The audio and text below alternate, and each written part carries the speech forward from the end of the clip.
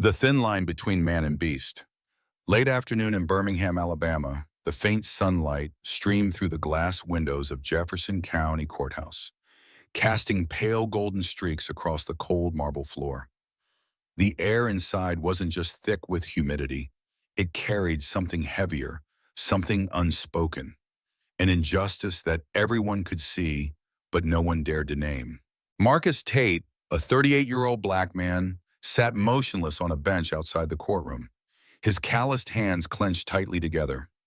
He didn't look at anyone. He didn't acknowledge the footsteps echoing through the hallway. His eyes remained fixed on a distant point, as if holding himself together was the only thing keeping him from breaking apart. 1 week ago, his small world had been turned upside down. Rex, the dog he had raised for 8 years, had been brutally beaten by his white neighbor, Brian Calloway.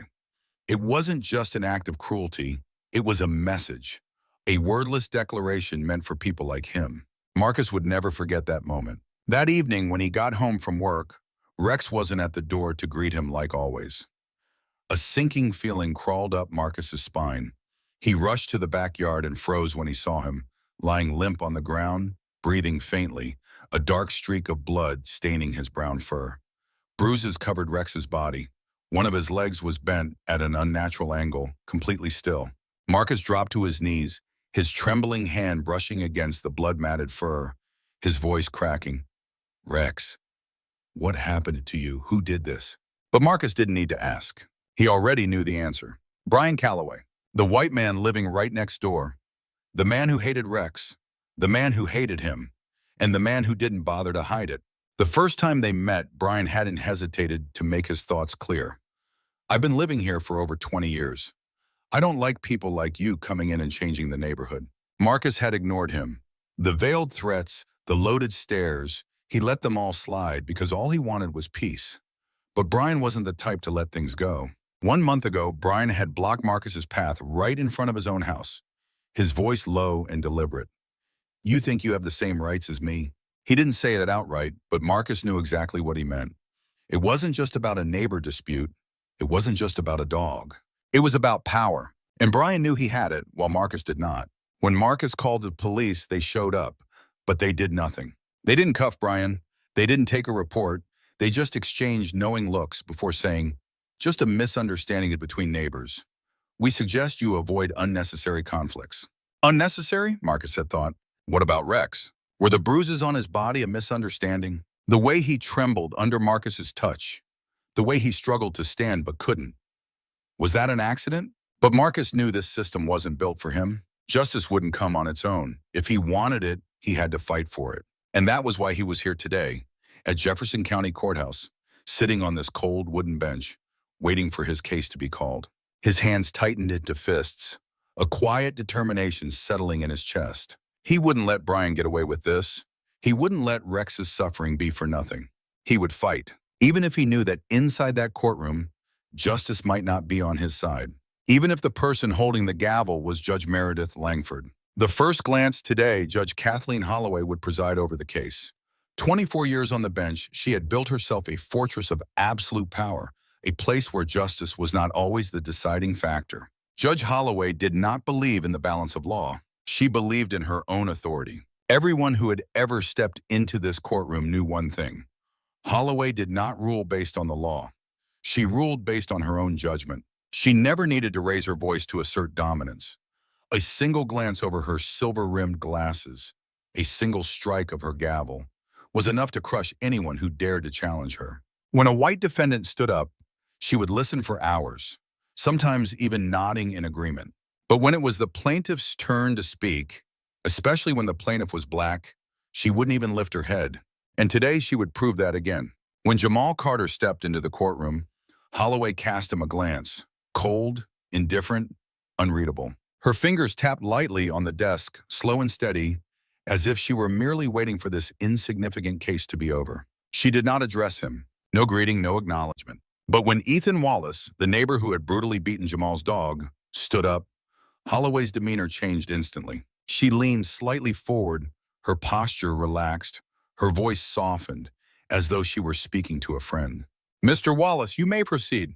Ethan stood up, arms crossed over his chest, a smirk tugging at the corner of his lips. He wasn't worried. He knew he didn't need to be. He had won before the trial had even begun. "I was just protecting my property, Your Honor." Ethan spoke slowly, deliberately emphasizing each word. "That dog kept running into my yard. I was just teaching it a lesson." No one in the courtroom moved. The jury members exchanged glances. The audience in the back row whispered among themselves. "A lesson." Miles Benton, Jamal's attorney, tilted his head, studying Holloway's reaction. She didn't ask Ethan a single question. She didn't ask about the extent of the dog's injuries.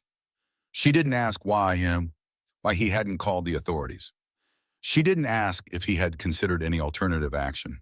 Nothing, because she didn't care. Jamal sat in the witness chair, his back straight, hands resting on his knees. When Miles asked about Duke, his voice wavered slightly. "I've had Duke since he was a puppy. I don't have family. He's all I have." Holloway flipped through the pages of the case file, never once glancing up at Jamal. "Not interested." Jamal swallowed hard, forcing his voice to stay steady. "That day, I came home and found him lying there. He could barely breathe. One of his legs was broken, his fur covered in blood. I knew immediately who had done it." His gaze shifted toward Ethan. Ethan didn't react. He simply smirked, rolling his eyes as if the entire testimony was an inconvenience to him. Holloway removed her glasses slowly, pinching the bridge of her nose. She sighed, deep, long, tired. Then with a voice dripping with exhaustion, she muttered, "Mr. Carter, it was just a dog." Miles clenched his fists. "Just a dog? A dog beaten so badly it couldn't stand? A living creature tortured until it could barely breathe?" Jamal gritted his teeth, fingers digging into the edges of his chair. But Miles didn't hold back. He stood abruptly. He didn't speak immediately. He let the silence linger. Let everyone feel the injustice hanging in the air. Then he spoke, his voice calm, but each word cutting like a blade. "Your Honor, perhaps the defendant has forgotten that Alabama law considers animal cruelty a felony?" Holloway leaned back in her chair, arms folded, lips curling into something that almost resembled a smile. A smug, dismissive smirk. "Objection overruled." Miles raised an eyebrow. "Are you refusing to acknowledge state law, Your Honor?" The sound of the gavel cracked through the courtroom, sharp and final. "I've already said, Benton." She leaned forward, voice low and cold as steel. "If you continue with this pointless argument, I will hold you in contempt of court." The courtroom fell silent. Jury members exchanged glances. People in the audience murmured among themselves. They didn't like Miles. They didn't necessarily support Jamal Carter, but they saw what was happening, and they didn't like it. And Holloway didn't realize that she had just made the biggest mistake of this trial. She had made it too obvious whose side she was on, and soon her authority would no longer be able to protect her. Miles Benton took a deep breath. He wasn't in a hurry. He didn't need to be. His footsteps echoed on the cold marble floor of the courtroom. Steady, deliberate, carrying weight with every step. One by one, he took control of the space. Not with noise, but with absolute presence. He stopped in front of the witness stand, looking directly at Jamal Carter, his voice steady and measured. "Mr. Carter, how long have you had Duke?" Jamal lifted his gaze, but he didn't look at the jury nor at the spectators. He looked straight at Miles as if they were the only two people in the room. "Since he was a puppy," his voice cracked, a shaky breath. "I have no one else. He was my only family." Silence rippled through the courtroom. The jury was starting to see things differently. Some blinked.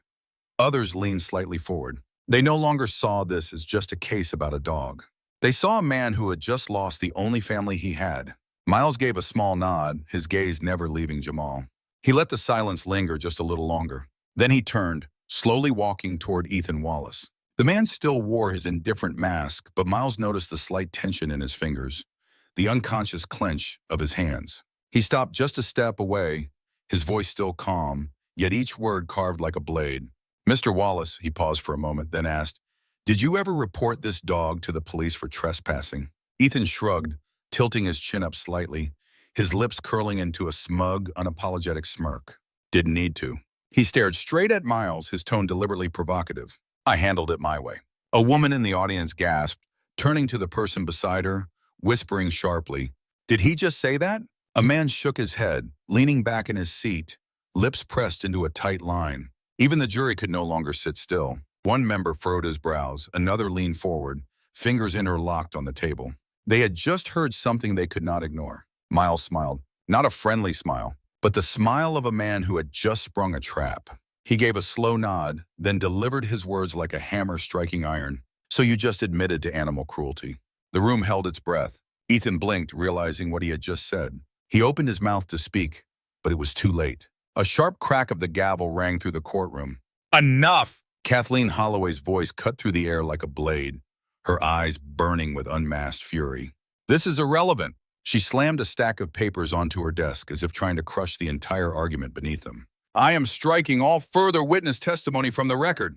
The courtroom erupted. Miles turned slowly, locking eyes with Holloway. Silence! The gavel thundered like a gunshot, but this time no one obeyed. She slammed it down again.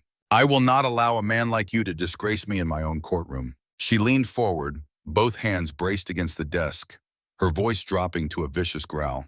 Who do you think you are, Benton? Miles didn't react. She clenched the gavel so tightly her knuckles turned white, her teeth grinding together. I can ruin your career. You know I can. I can make sure you never practice law again.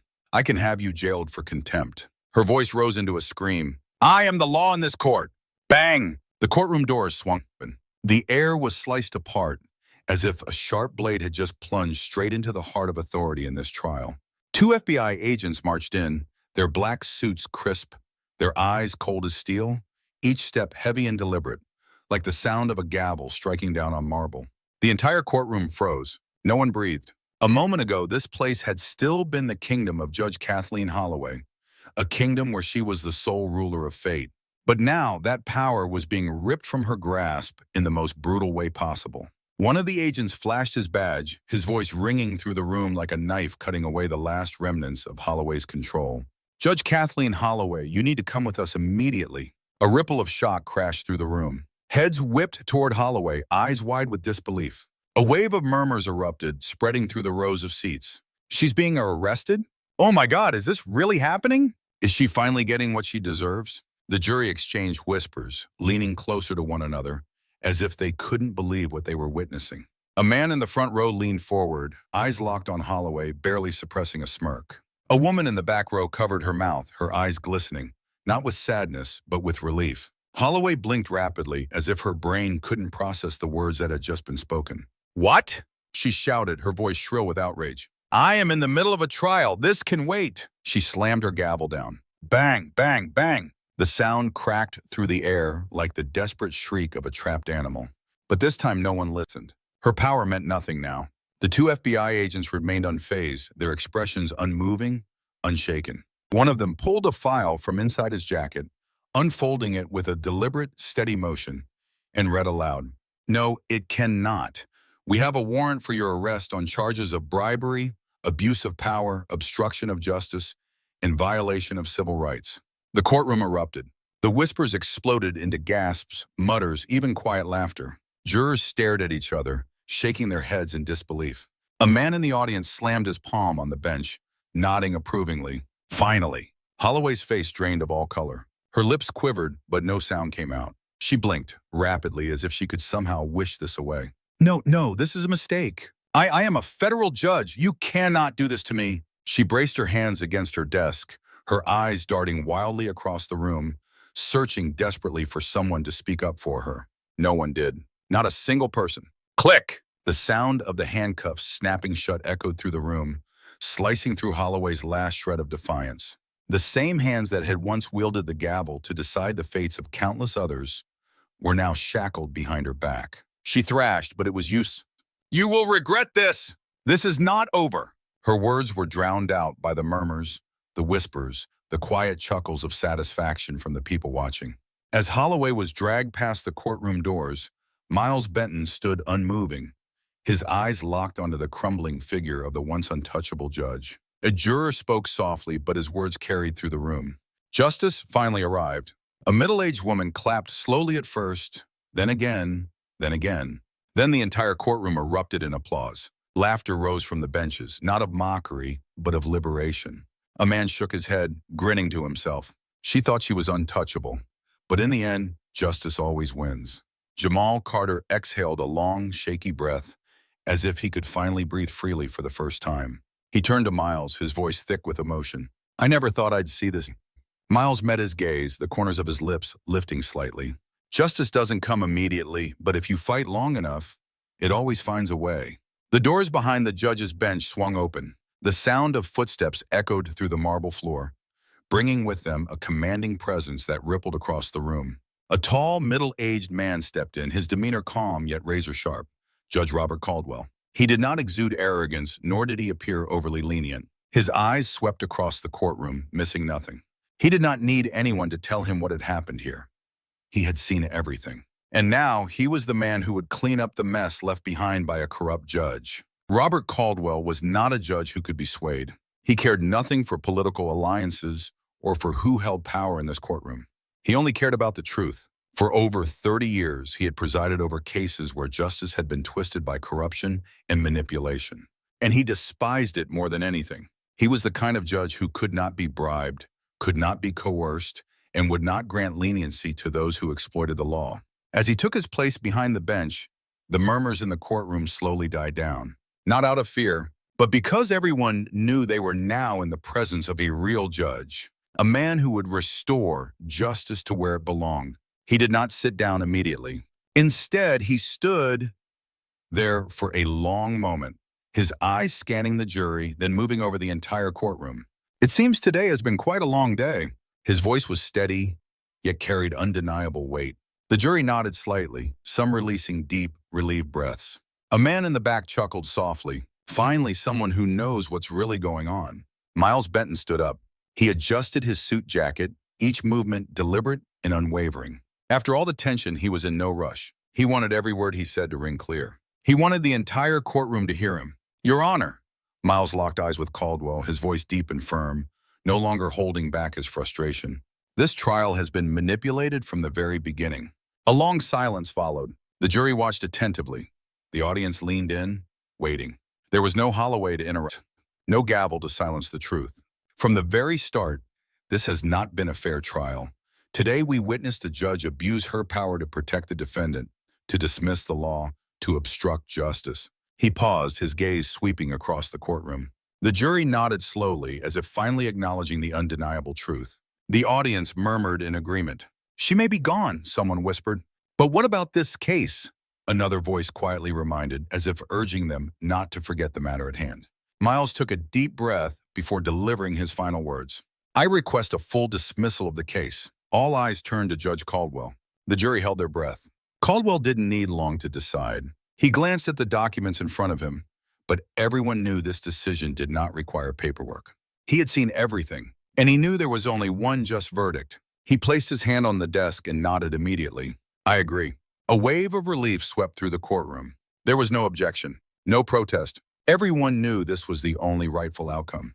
"The defendant is liable for damages to Mr. Carter." Marcus Carter let out a deep breath. He blinked rapidly, as if struggling to believe this was actually happening. Everything had been dragged out for so long. He had prepared himself for defeat, but this time he had won. He lowered his head, shoulders trembling slightly, tears shimmering in his eyes. He wasn't crying because he lost Duke. He cried because, for the first time in a long time, justice felt real. A hand rested gently on his shoulder. Miles stood beside him, nodding lightly. "Justice doesn't come immediately." His voice was quiet but firm. "But if we fight long enough, it will always find its way." Marcus nodded, and for the first time in weeks, he smiled. Duke was gone, but what mattered most was that justice had finally prevailed.